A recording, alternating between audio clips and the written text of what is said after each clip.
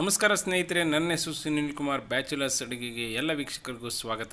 ಸ್ನೇಹಿತರೆ, as it is ಪ್ರತಿಯೊಂದು ದಿವಸನೂ ಕೂಡ ಹೊಸ ಫುಡ್ನೊಂದಿಗೆ ನಾನು ನಿಮ್ಮನ್ನು ಭೇಟಿ ಮಾಡ್ತೀನಿ. ಇವತ್ತು ಹೊಸ ಫುಡ್ ಏನಪ್ಪ ಅಂದರೆ ದೇವಸ್ಥಾನದಲ್ಲಿ ಕೊಡುವಂತಹ ಮೊಸರನ್ನದ ರೀತಿಯಾದಂಥ ಪ್ರಸಾದ ಹೇಗೆ ಮಾಡೋದು ನೋಡೋಣ ಬನ್ನಿ. ಮೊದಲನೇದಾಗಿ ಫ್ರೆಂಡ್ಸ್, ಒಂದು ಕುಕ್ಕರ್ ಇಟ್ಕೊಂಡಿದ್ದೀನಿ. ಕುಕ್ಕರ್ಗೆ 1 ಗಂಟೆಗಳ ಕಾಲ ನೆನೆ ಹಾಕೊಂಡಿರುವಂತಹ ಅಕ್ಕಿಯನ್ನ ಇದಕ್ಕೆ ಹಾಕೊಳ್ತಾ ಇದ್ದೀನಿ. ನೆನಪಲ್ಲಿರಲಿ, ಈ ಒಂದು ಕಪ್ಪಿನ ಮೆಜರ್ಮೆಂಟ್ ನೀವು ಯಾವ ಕಪ್ಪಲ್ಲಿ ಅಕ್ಕಿ ಹಾಕೊಳ್ತೀರಾ ಆ ಕಪ್ಪಿನ ಮೆಜರ್ಮೆಂಟ್ ಅಲ್ಲೇ ನೀರು ಮತ್ತೆ ಹಾಲು ಮೊಸರು ಎಲ್ಲಾನು ಹಾಕೋಬೇಕಾಗತ್ತೆ.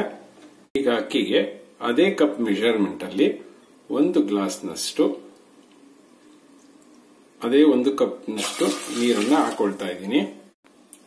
ನಂತರ ಫ್ರೆಂಡ್ಸ್, ಇದೇ ಒಂದು ಕುಕ್ಕರ್ಗೆ ಸೇಮ್ ಅದೇ ಮೆಜರ್ಮೆಂಟ್ ನಲ್ಲಿ 1 ಕಪ್ನಷ್ಟು ಹಾಲನ್ನ ಹಾಕೊಳ್ತಾ ಇದ್ದೀನಿ. ಈಗ ಇದನ್ನ 3 ಸಾರಿ ಕೂಗಿಸ್ಕೊಂಡು ಬರೋಣ.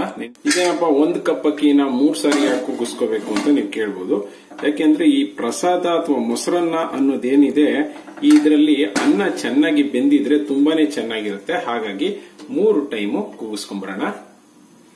ಸೊ ಈಗ ಫ್ರೆಂಡ್ಸ್ ರೆಡಿ ಆಗಿದೆ ನೋಡಿ. ಈಗ ಕುಕ್ಕರ್ ಕೂಡ ತಣ್ಣಗಾಗಿದೆ.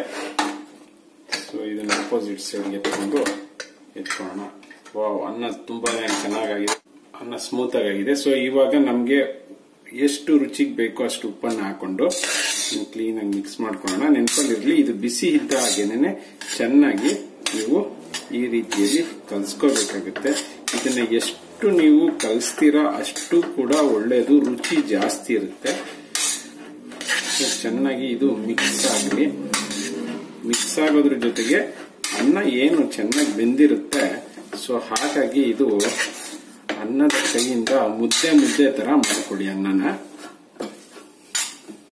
ಅನಂತರ ನಾನು ಏನು ಅಕ್ಕಿಯನ್ನ ತಗೊಂಡಿದ್ದೆ ಅದೇ 1 ಕಪ್ಪಿನ ಮೆಜರ್ಮೆಂಟ್ ನಲ್ಲಿ 3/4 ಭಾಗದಷ್ಟು ಮೊಸರನ್ನ ಹಾಕೊಳ್ತಾ ಇದ್ದೀನಿ. ಇದನ್ನು ಕೂಡ ಕ್ಲೀನ್ ಆಗಿ ಮಿಕ್ಸ್ ಮಾಡೋಣ.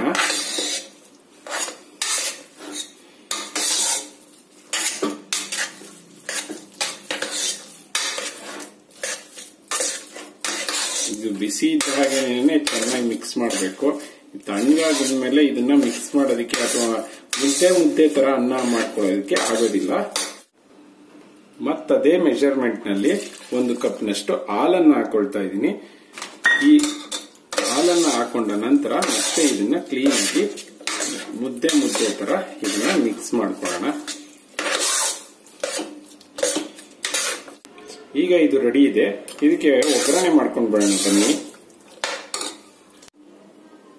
ಈಗ ಒಗ್ಗರಣೆ ಮಾಡ್ಕೊಳ್ಳೋಣ. ಒಗ್ಗರಣೆಗೆ ಅಂತ ಒಂದು ಪಾತ್ರೆಯನ್ನು ಇಟ್ಟಿದ್ದೀನಿ. ಇದಕ್ಕೆ 2 ಟೀ ಸ್ಪೂನ್ ಅಷ್ಟು ಎಣ್ಣೆ ಹಾಕೊಳ್ತೀನಿ. ಎಣ್ಣೆ ಕಾಯ್ತಾ ಇದ್ದ ಹಾಗೆ ಅರ್ಧ ಟೀ ಸ್ಪೂನ್ ಅಷ್ಟು ಸಾಸಿವೆ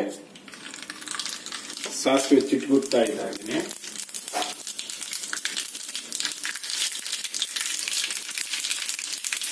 1 ಟೀ ಸ್ಪೂನ್ ಅಷ್ಟು ಕಡಲೆಬೇಳೆ, ಅರ್ಧ ಟೀ ಸ್ಪೂನ್ ಅಷ್ಟು ಜೀರಿಗೆ,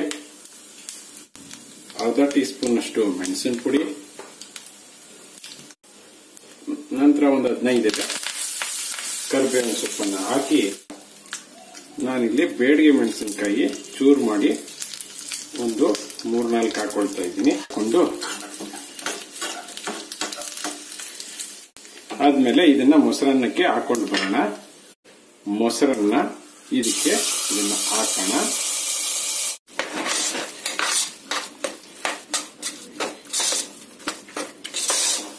ಈಗ ಮೊಸರನ್ನ ರೆಡಿ ಇದೆ, ಸರ್ವ್ ಮಾಡ್ಕೊಳ್ಳೋಣ ಬನ್ನಿ. ನೋಡಿದ್ರಲ್ಲ ಫ್ರೆಂಡ್ಸ್, ನಾನು ಇವತ್ತು ಮಾಡಿದಂತಹ ಒಂದು ಪ್ರಸಾದ ಅಥವಾ ಮೊಸರನ್ನ ಈ ಒಂದು ಶೆಕೆಗಾಲಕ್ಕೆ, ಅದರಲ್ಲೂ ಇವತ್ತಿನ ಒಂದು ಬೇಸಿಗೆಗೆ ಇದು ತುಂಬಾನೇ ಒಳ್ಳೆಯ ಫುಡ್ ಅಂತಾನು ಹೇಳ್ಬೋದು. ಹಾಗೆ ಪ್ರಸಾದ ಆಗಿ ಕೂಡ ಯೂಸ್ ಮಾಡಬಹುದು. ಪ್ರಸಾದದಲ್ಲಿ ದೇವಸ್ಥಾನದಲ್ಲಿ ಪ್ರಸಾದ ಕೊಟ್ಟಾಗ ಎಷ್ಟು ಚೆನ್ನಾಗಿರುತ್ತೆ. ಅದನ್ನ 1 ಸಾರಿ ಕೂಡ ನಾವು ಟೇಸ್ಟ್ ಮಾಡಿದ್ರು ಮತ್ತೆ ಮಾಡಬೇಕು ಅನಿಸ್ತಾ ಇರುತ್ತೆ. ನನ್ನ ಲಾಸ್ಟ್ ರೆಸಿಪಿಗೆ ಸಂಬಂಧಪಟ್ಟ ಹಾಗೆ ಮೊದಲನೇ ಒಂದು ಕಾಮೆಂಟನ್ನು ವಿದ್ಯಾ ಸತೀಶ್ ಅವರು ಕೊಟ್ಟಿದ್ದಾರೆ. ಮತ್ತು ಮೊದಲನೇ ಉತ್ತರವನ್ನು SRD ಅವರು ಕೊಟ್ಟಿದ್ದಾರೆ. ಎಲ್ಲರಿಗೂ ಕೂಡ ಕಾಮೆಂಟ್ ಮಾಡಿದವರು ಹಾಗೆ ಲೈಕ್ ಕೊಟ್ಟವರು ಎಲ್ಲರಿಗೂ ನನ್ನ ನಮಸ್ಕಾರಗಳು. ನೆನಪಲ್ಲಿರಲಿ ಸ್ನೇಹಿತರೆ, ನಾನು ಇದನ್ನ ಪ್ರಸಾದಕ್ಕೆ ಹಿಂಗನ್ನ ಯೂಸ್ ಮಾಡಿಲ್ಲ. ಯಾಕೆಂದ್ರೆ ದೇವರ ಪ್ರಸಾದಕ್ಕೆ ಹಿಂಗನ್ನ ಯೂಸ್ ಮಾಡೋದಿಲ್ಲ. ಹಾಗಾಗಿ ಫ್ರೆಂಡ್ಸ್, ಇದನ್ನ ದೇವರ ಹತ್ರ ಸ್ವಲ್ಪ ಇಟ್ಬಿಟ್ಟು ನೈವೇದ್ಯವಾಗಿ ಮಾಡಿ ಅನಂತರ ಸ್ವೀಕರಿಸಿದ್ರೆ ತುಂಬಾನೇ ಚೆನ್ನಾಗಿರುತ್ತೆ. ಇವತ್ತು ನಾನು ಮಾಡಿದಂತಹ ಒಂದು ರೆಸಿಪಿ ನಿಮ್ಗೆಲ್ಲ ಇಷ್ಟ ಆಯ್ತು ಅನ್ಕೊಳ್ತೀನಿ. ಇಷ್ಟ ಆಗಿದ್ರೆ ಲೈಕ್ ಬಟನ್ ಹಿಟ್ ಮಾಡಿ, ನನ್ನ ಚಾನೆಲ್ಗೆ ಸಬ್ಸ್ಕ್ರೈಬ್ ಆಗೋದನ್ನ ಮರಿಬೇಡಿ. ಇವತ್ತಿನ ಪ್ರಶ್ನೆ ಏನಂದ್ರೆ, ನಾನು ಈ ಒಂದು ರೆಸಿಪಿಗೆ ಮೊಸರು ಮತ್ತು ಹಾಲು ಎರಡನ್ನೂ ಬಳಸಿದೀನಿ. ಅದರಲ್ಲಿ ಯಾವುದನ್ನು ಹೆಚ್ಚಿನ ಪ್ರಮಾಣದಲ್ಲಿ ಬಳಸಿದೀನಿ ಅಂತ ನೀವು ನನಗೆ ಹೇಳಬೇಕು. ಸೊ ಜೈ ಹಿಂದ್, ಜೈ ಕರ್ನಾಟಕ ಮಾತೆ.